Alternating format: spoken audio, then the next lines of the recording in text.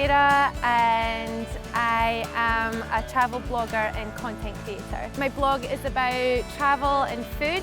I've lived in Edinburgh for over 10 years now, so quite a long time. My favourite thing about Edinburgh is just how friendly everybody is. We're also known for our whiskey and also for Arthur's Seat, which is one of our main kind of climb spots in the city. It's actually an old volcano. So we're on the southeast coast of Scotland, not too far from England. St Andrews is actually just up the coast from Edinburgh. It's a lot closer than people think, about an hour, hour and a half's drive. Scotland's such a teeny tiny place, but it has so much character to it.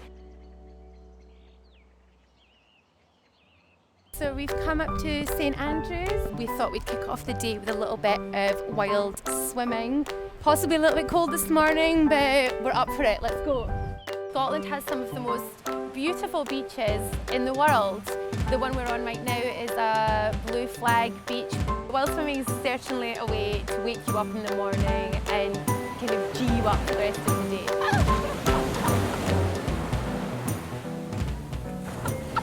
What a great way to start the morning. Blood's pumping, like totally awake. It's actually not as cold as it looks. Outside area of Edinburgh is a really wonderful place to go hiking because there's so much wildlife straight on our doorstep.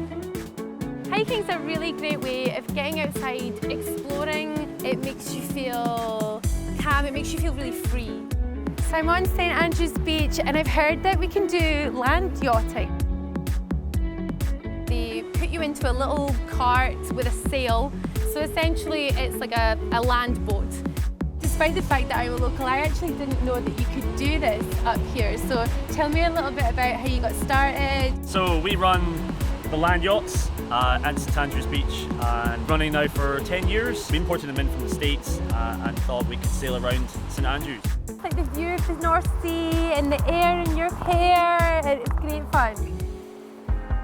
The Midlothian Snow Sports Centre is the largest outdoor dry ski slope in Europe, so quite a big deal for Edinburgh.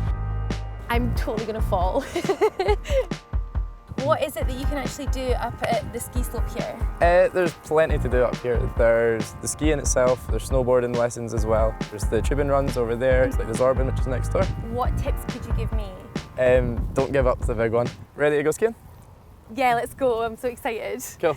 It's a bit scary, but I'm doing it. I'm so happy. That was so much fun. My adrenaline's pumping, but now I think I need a bit of a calm down, so let's go for a whiskey. Now I'm heading to a distillery. One of the nicest ways to go is via the beautiful countryside routes in Scotland. So I just got to Jurries Distillery. Whiskey's such a big part of Scotland's heritage, and I really want to go and chat to the brand ambassador here, Matthew, to find out a little bit more about the process. Hi Matthew, nice to meet you. I'm great, how are you? Very well, thanks. Welcome to Aberfeldy Distillery, Thanks. the spiritual home of Jurries whiskey. Are you ready? I'm totally ready, it sounds really interesting. Let's head in, Let's come go. on. The first real process at the distillery takes place in our mill. This is a beautiful old Porteous mill. It kind of is like the Rolls Royce of mills. This one dates back to 1963, and from it each time we're grinding 7.5 tonnes of barley. It arrives at our distillery as this beautiful malted barley. We're going to grind it down into this lovely fine powder, which we call grist. So the next part for us in the process, we're taking that broken down barley, we're feeding it into this vessel here called a mash tun. We're going to dissolve that into a liquid sugar, and that liquid sugar, which we call wort, we're going to use in the next room. So this is where it gets really fun, and we get the alcohol for the first time in the process. We're going to add that sort of sugary liquid from the last room, our wort, and then we add our third and final ingredient, the yeast. After about 72 hours, we're going to now have our alcohol. It's about 8%, so very similar to a crude beer.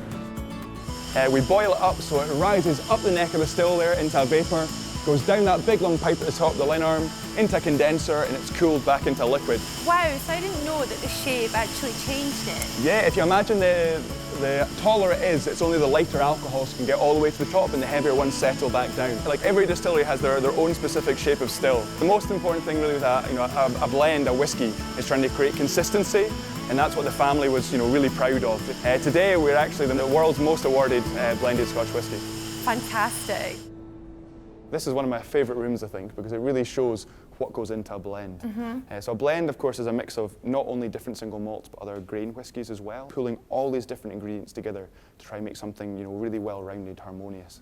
This is our blending lab. Have a little smell, first of all. I say there's a lot of misconceptions around what a blend is, and it's that combination of different single malts and different single grains coming together. And I've heard that the Scotland weather is perfect for brewing whiskey. Yeah, as much as we might moan about this sort of wind and rain and drizzle now and again, it really is the perfect climate for maturing whiskey.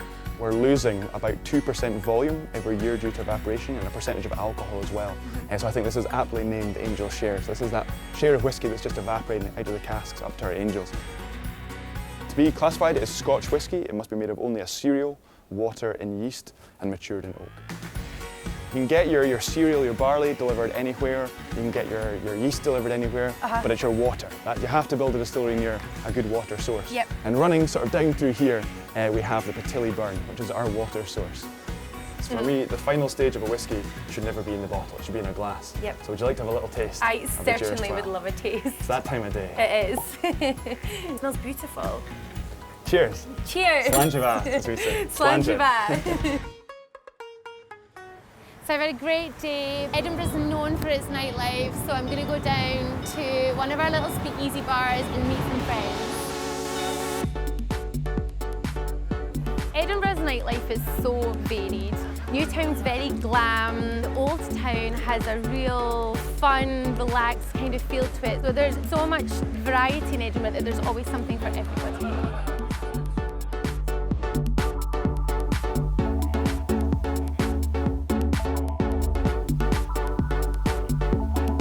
Slanjava.